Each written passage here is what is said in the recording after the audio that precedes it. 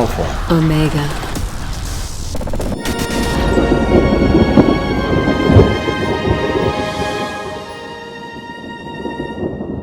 Spellwork Mastery.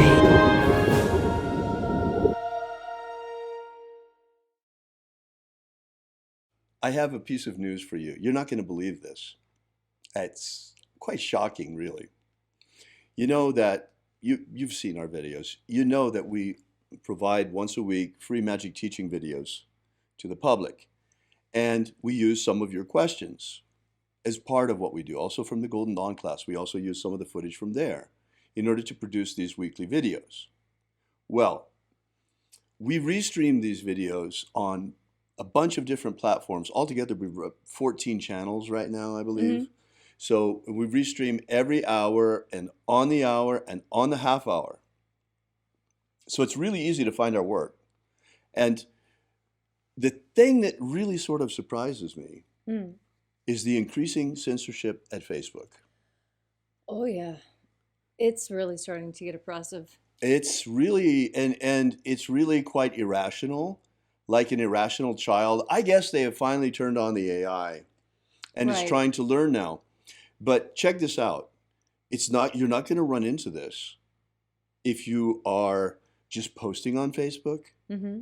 or who knows what else. But the only place we have ran into it is in live stream titles. Could be other video titles too. Don't know. If you upload it, I'm not sure if you're going to run into the same thing. But for sure with live stream, if you stream to Facebook and you include the word spells or spell in the title, for sure they will censor it. The stream in groups will be censored, Yes. will be disconnected, quarantined. I don't know why. They seem to have something that they don't like about spells at Facebook. I don't know why. You can use it as an advertising search term, but you can't use it in a live stream title. Very strange. Hey, you think that's weird? How about tarot? Right. You can't include tarot either. If you put the word tarot into the title of a live stream, they're going to quarantine it from groups, only from groups. I don't know. They don't want groups to know anything about tarot or spells. It's really strange because ours are magical groups too. And it's Right. only in our groups that we're broadcasting. And we encourage you to test this. If you have a way of testing it, try. You'll see for yourself. It's really weird. I mean, but all right. We've all heard about the Facebook censorship. Yes. And also other places, YouTube too. YouTube has got its own particularities, but we've all heard about the big media censorship. Mm-hmm. Well, it's one thing when they're censoring political opinions, Right. but when they start coming after religion and spirituality next, what do you think about that? I know I don't like it. And I know it's only live streams, and so far it's only tarot and spells, but there are a whole lot of people that are into tarot, and there are certain religious faiths that are more into tarot than others. This is looking a lot like religious discrimination now, in addition to political discrimination. And witches really, really take offense to this because spellcasting and divination are two of what we consider to be our goddess-given rights to celestial and divine knowledge. You know, witches are different from others in that we believe that the things that we as humanity learn as part of our culture and as part of what we hand down and teach our children, we believe that that comes to us from the mind of the goddess, and that each person has the capacity to get in touch with that. And we do that through things like spells and through divination with tarot cards.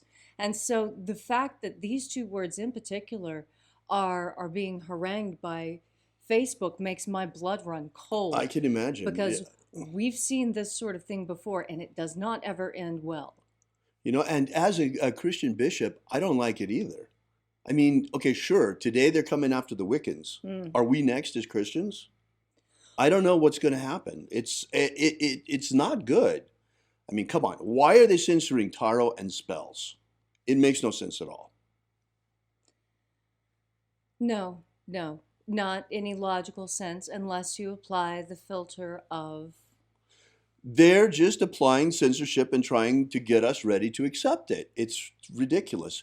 We still live in America. This is the land of the free.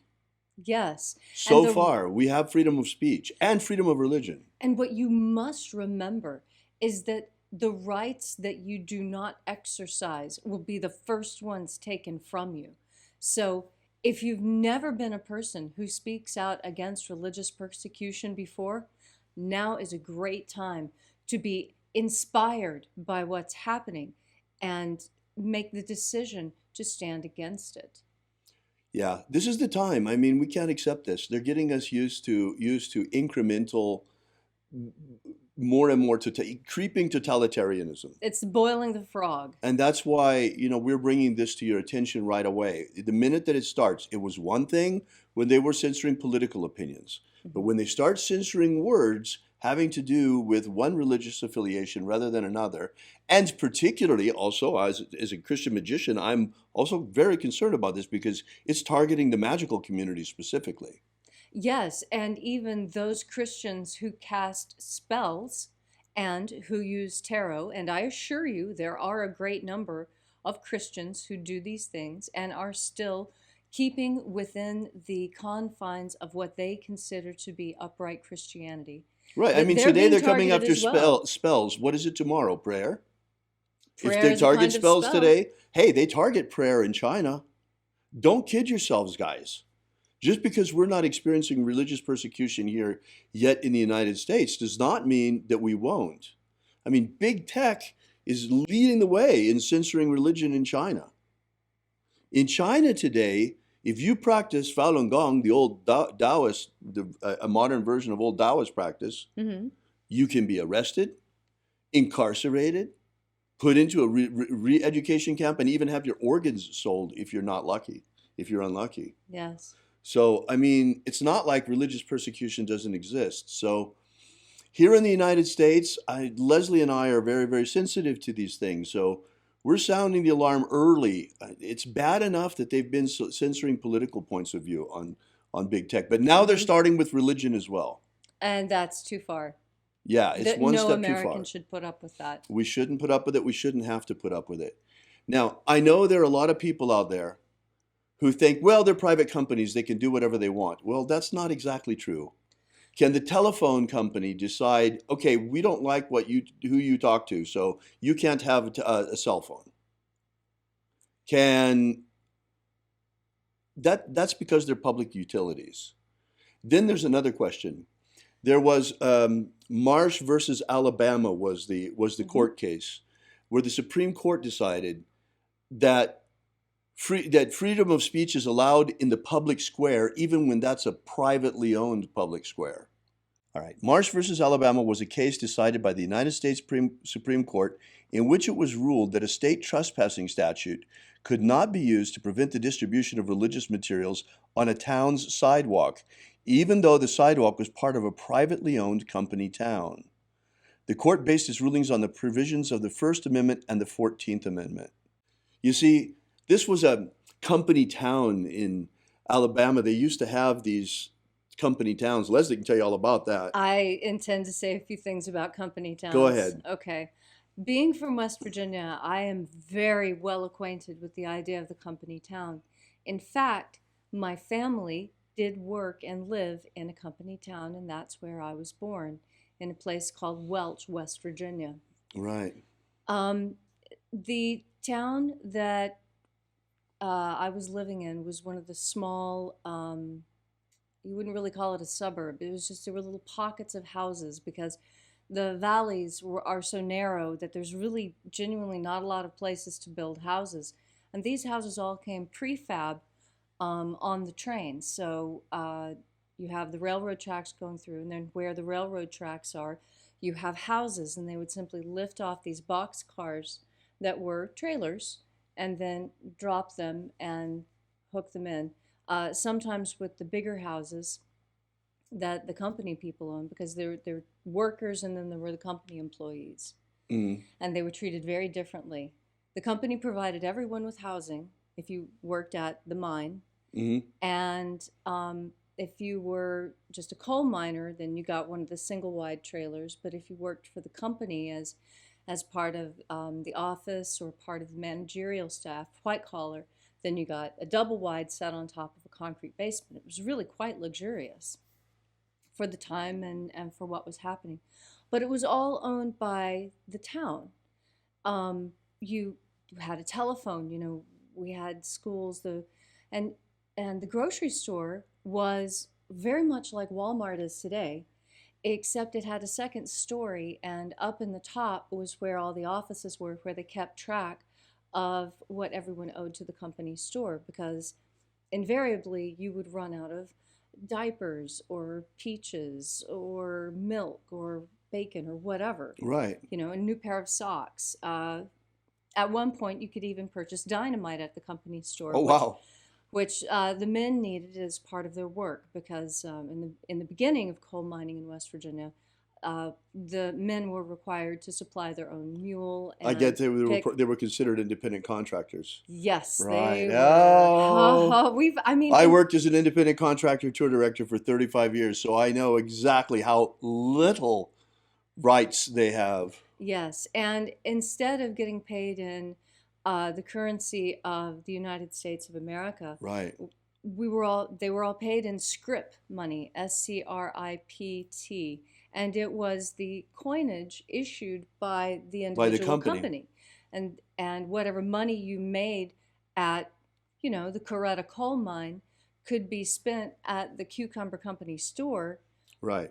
because they took that scrip money, but you probably wouldn't be able to use the scrip from another mine like MiGs 31, because Right. So that's you from a could different. only, the money they paid you in money, you could only use in their own store, in other words. Yes, at of Wow. course greatly inflated prices, Wow. requiring people to go into debt, and And then comes all the stories of the people that were in debt to the company store, yes, What was that song, 16 tons, and what do what do you you get? get? Another day Right. older and deeper in debt. It was actually quite accurate, and when the miners finally rose up Hmm. and attempted to unionize Hmm. for better working conditions, how about some real money that we can spend places Right. instead of this Exactly. crazy script money thing? Exactly. The fighting actually became so severe that the federal government was called in. National Guard troops went in. Hmm. There, it was, it was quite the war. It was. Yeah, that was quite It's called the Coal Wars, and I'm talking in particular about the Battle of Matewan. this I is, know you've never look heard it of up, these look things it up. before. There's some very interesting information there. You'll see where we came from as a nation in terms of workers' rights and things like that, Right. A lot of this started in West Virginia because of the conditions in the coal mines, and the unbearable burden of scrip as a form of currency. Right. Now, my family was directly involved in this because my grandmother was a bookkeeper for a company store in War, West Virginia, Hmm. and she was the bookkeeper who made the transition from script to actual federal dollars. Right. And she found the job so incredibly stressful that at the end of it, she retired and she was Wow. completely done. She said she could not bear to look at how deeply indebted every single Oh, citizen wow. of War was, and it broke her heart, and she couldn't work anymore, and she left. My goodness. So they were actually, this is a form of indentured servitude. Indentured servitude, Yes. look it up, guys. This is a form of slavery. It's a form of slavery wherein you indenture yourself for a certain number of years and then you get your rights back at the end. Right. Now, this is being foisted. Look at credit cards today. Americans, whether you realize it or not, many of us are indentured servants to the bank. Yes. And students, my goodness, the poor students, they come out of university with so much student loan debt. They are indentured servants for the rest of their lives. Many. Yes. Yes, they are. And how do you purchase your first house when you come out of college with the amount of debt that a first house is equivalent to? Right. It's incredible. Yes, it really is. So here you see, folks, I'm not making this up. Marsh versus Alabama is a decision that was already made by the Supreme Court. Yes. And they held that even though it was a privately owned public square, the First Amendment still applied. That's our situation on big tech. Even though they're privately owned companies, they are, by their own admission, they provide a digital public square. And even though that digital public square is privately owned, that does not mean this is a constitution-free zone. This is nonsense. This needs to be cleared up in the courts. We need to get our rights back. We Americans have freedom of speech. The internet is not a constitution-free zone. We have freedom of religion. The internet is not a religion-free zone. And when people like Facebook start censoring words like tarot and spells in Livestream, they are dangerously close to the edge. Absolutely. Right. So it's time to stand up. Write to your congressman. Ask them what's being done to protect your First Amendment rights on the internet. What's being done to update the Bill of Rights for the digital age. What we need is, perhaps an updated digital Bill of Rights for the 21st century. Yes.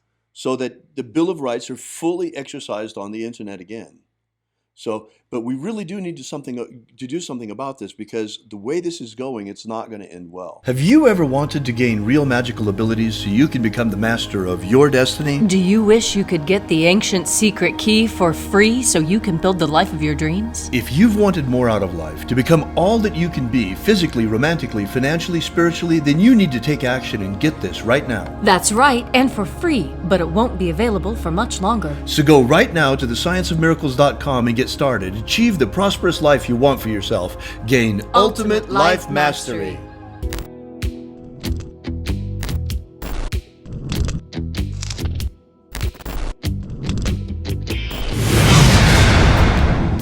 Are you familiar with the Rosicrucian? With what's his name?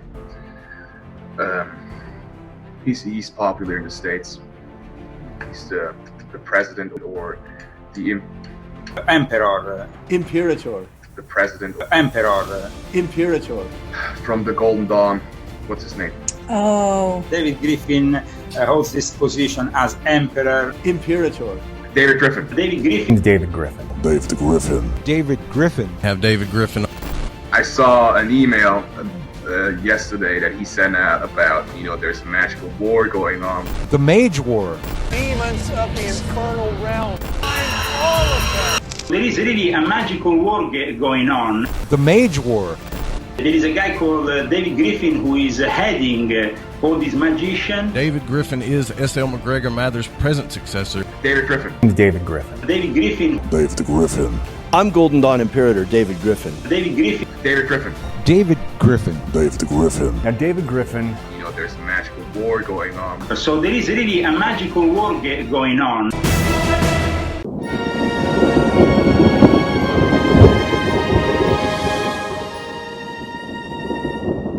Spellwork Mastery. Alpha Omega.